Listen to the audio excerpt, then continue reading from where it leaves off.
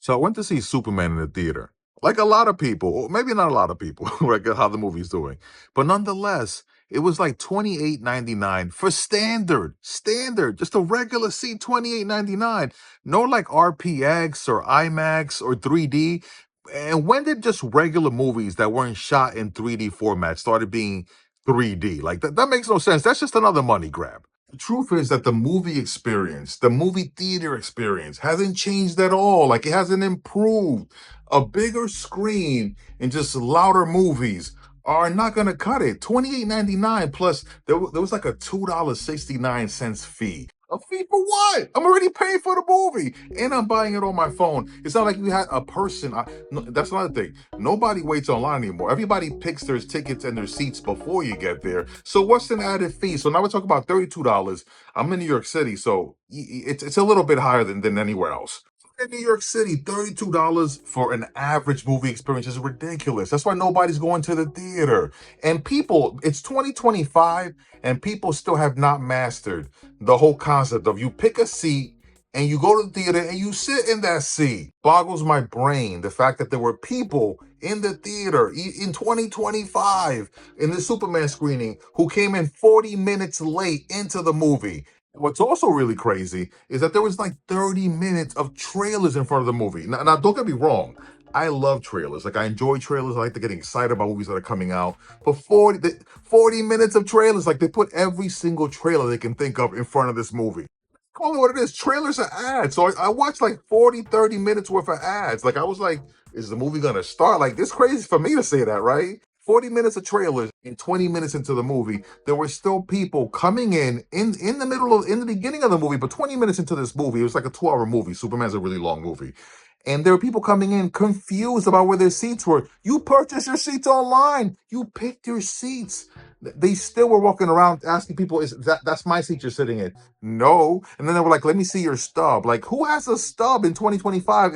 Most people buy their tickets online. So it's 2025, and we should have ushers. If we're paying $32 for people to sit in a theater, right, and watch an average movie experience, they should be ushers in there helping people who in 2025 still don't understand that you pick your seat on your phone or the laptop and then you go and sit in that seat, because there were people confused about this. And it's 2025 and we still don't have a way to light up the seats. Like, the stitching should like light up or something. So every seat, the stitching, there's stitching now, which is nice in the theater that I went to, but the seat number should light up like you're on a plane or something. Like, for people who are obviously still confused in this environment, just confused. You're paying $32 in New York City, like, say you're paying $25 where you're living, and you're still dealing with people talking, people turning on their phones, lights is coming on, when people get mute notifications.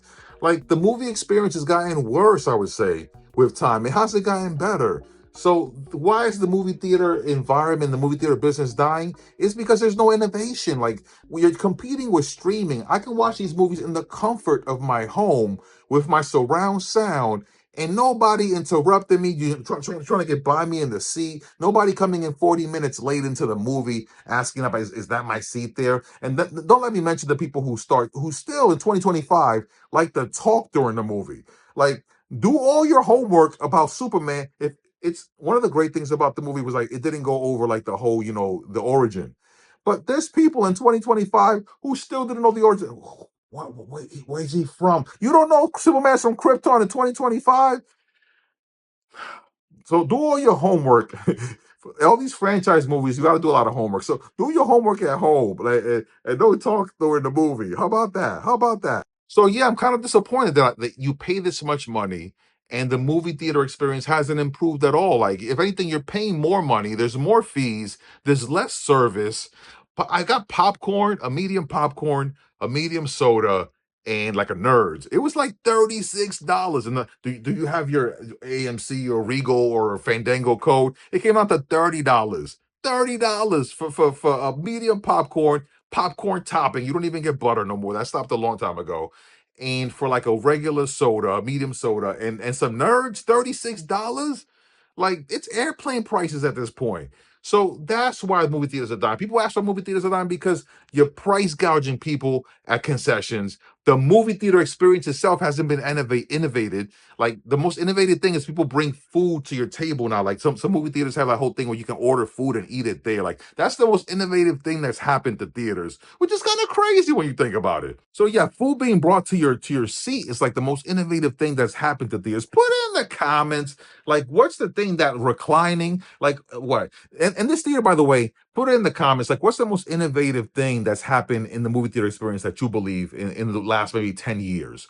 But this movie theater didn't even have AC. Like, how you gonna not have AC in the summer? So yeah, every now and then one of these happens, like it's experiences where I just ask myself, like, why am I still going to the movies? Because I love movies, but the movie theater experience, that's why it's dying, because people can't afford to pay $30 for one person. Imagine if you went to a family. If you go to a family, you'll go bankrupt going to the movies. We're talking about over $120 if they want to eat popcorn. You're sharing one popcorn now. It's too ridiculous. That's why the movie theater experience is dying. That's why people stay at home. That's why people prefer streaming, because the movie theater experience has not improved at all. And there's no innovation. The people are still, and the movie theater culture hasn't improved. There's still people in 2025 who don't know how to find their seat, who don't know that they shouldn't be on their phone, who shouldn't be talking during the whole movie.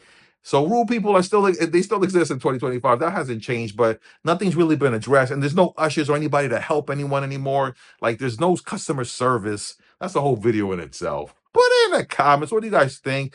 When you go to the movies, that you've been disappointed, you found any improvements that you think have happened? Or what are the things that really irk you when you go to the movies?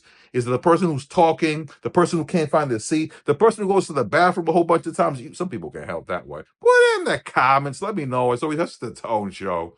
We gotta do something. Movie theaters, you gotta do better. You gotta do better. Tone Show. Ah.